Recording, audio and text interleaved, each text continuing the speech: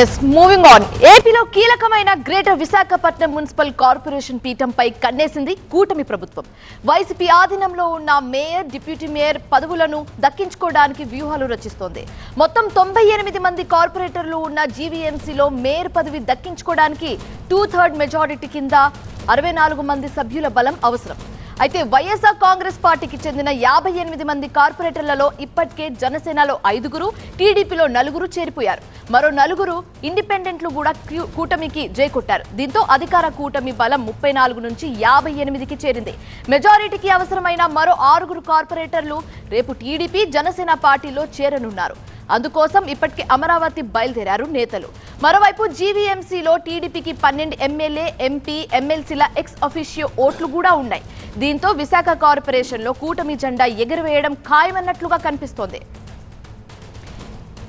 GVMC council ఏర్పడిన తర్వాత 3 సార్లు స్టాండింగ్ కమిటీ ఎన్నికలు జరగగా వైసీపీ క్లీన్ స్వీప్ చేస్తూ వచ్చింది. అయితే సార్వత్రిక ఎన్నికల్లో టీడీపీ, జనసేన, బీజేపీ కూటమి ఘన విజయం సాధించడంతో జీవీఎంసీలో సమీకరణాలు మారిపోయాయి. కూటమి అధికారంలోకి వచ్చిన తర్వాత గత ఆగస్టులో జరిగిన జీవీఎంసీ స్టాండింగ్ కమిటీ ఎన్నికల్లో వైసీపీకి భారీ షాక్ తగిలింది.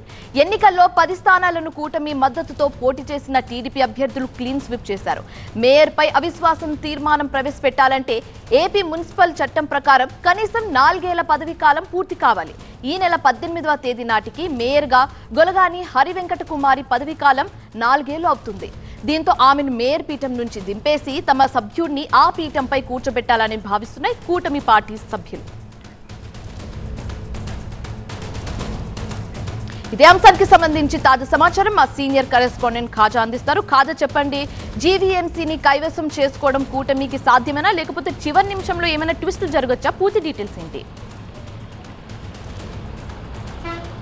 ఖచ్చితంగా ఒకవైపు పూర్తి స్థాయిలో బలం ఉన్నట్టు కూటమి భావిస్తున్నప్పటికీ ఎక్కడో ఒక చిన్న అనుమానంతో ఇంకా పావులు కదుపుతూనే ఉన్నారు కూటమి నేతలు. ఇందులో భాగంగానే ఇప్పటికే క్యాంపు రాజకీయాలు కూడా తెరదీశారు. ఎందుకంటే ఉత్తరాంధ్రలో జీవీఎంసీ అంటే ప్రధానంగా రాష్ట్ర ప్రభుత్వం ప్రత్యేకంగా ఫోకస్ పెట్టింది. అయితే ఇప్పటికే సార్వత్రిక ఎన్నికల్లో కూటమి రాష్ట్రంలో అధికారంలోకి వచ్చిన తర్వాత అత్యంత బలంగా ఉన్న గ్రేటర్ విశాఖ మున్సిపల్ కార్పొరేషన్లో ఫోకస్ పెంచింది ప్రభుత్వం. అలాగే దీనిలో భాగంగానే గత ఆగస్టులో జరిగిన జీవీఎంసీ స్టాండింగ్ కమిటీ ఎన్నికల్లో 10కి 10 స్థానాలు కూటమి కార్పొరేటర్లు కైవసం చేసుకున్నారు. ఇందులో భాగంగానే అప్పటి నుంచి కూడా ఈ మేయర్ ఎవరైతే హరివెంకట కుమారి వైసీపీకి చెందిన కార్పొరేటర్ ఉన్నారో మేయర్గా, ఆమె పీఠంపైనే ప్రత్యేకంగా కూటమి నేతలు కన్నేశారు. అప్పటి నుంచి పావులు కదుపుతూనే ఉన్నారు. అయితే మున్సిపల్ చట్టం ప్రకారం మేయర్ పదవీ బాధ్యతలు చేపట్టిన తర్వాత 4 ఏళ్ల పదవీ కాలం ఉండాలి. ఆ పదవీ కాలం ముగిసిన తర్వాత మాత్రమే ఆమెపై అవిశ్వాసం తీర్మానం పెట్టి ఆ తర్వాత ఆమెను గద్దె దించే అవకాశం ఉంటుంది. అయితే ఈ నేపథ్యంలోనే 2021 మార్చి 17న మేయర్గా హరివెంకట కుమారి బాధ్యతలు చేపట్టారు. ఆ తర్వాత వైసీపీ ఆధ్వర్యంలోనే జీవీఎంసీ పాలకవర్గం కొనసాగుతూ వచ్చింది. అయితే తాజాగా పరిణామాల నేపథ్యంలోని వైసీపీ బలం 58 నుంచి దాదాపుగా పడిపోయింది. వైసీపీకి చెందిన దాదాపుగా 9 మంది కార్పొరేటర్లు జనసేన టీడీపీలో చేశారు. దీంతో పాటు 4 ఇండిపెండెంట్ కార్పొరేటర్లు కూడా జనసేన కూటమిలో చేరిపోయారు. దీంతో ఒక్కసారిగా ఆ కూటమి బలం కార్పొరేషన్లో అమాంతంగా 58కి పెరిగిపోయింది. దీంతో పాటు దాదాపుగా 111 మంది సభ్యులు ఓటర్లుగా ఉంటారు జీవీఎంసీలో. ఎందుకంటే ఈ 97 మంది కార్పొరేటర్లతో పాటు ఒక 8 మంది ఎమ్మెల్యేలు, అలాగే 3 ఎమ్మెల్సీలు, ఒక రాజ్యసభ సభ్యుడు, అలాగే మరో సభ్యులతో పాటు 111 మంది ఉంటారు. అయితే ఈ అవిశ్వాసం పెట్టాలంటే కలెక్టర్కు తొలుత నోటీసు ఇవ్వాల్సి ఉంటుంది. అందులో 111 మంది ఓటు హక్కు గల సభ్యుల్లో దాదాపుగా సగం అంటే 56 మంది ఉంటే సరిపోతుంది. ఇప్పటికే కూటమికి ఆ బలం ఉంది. అయితే ఇంకా నోటీసు అనేది కూటమి తరఫున కలెక్టర్కు చేరలేదు. ఎందుకంటే ఇంకా కొంతమంది వైసీపీలో అసంతృప్త కార్పొరేటర్లను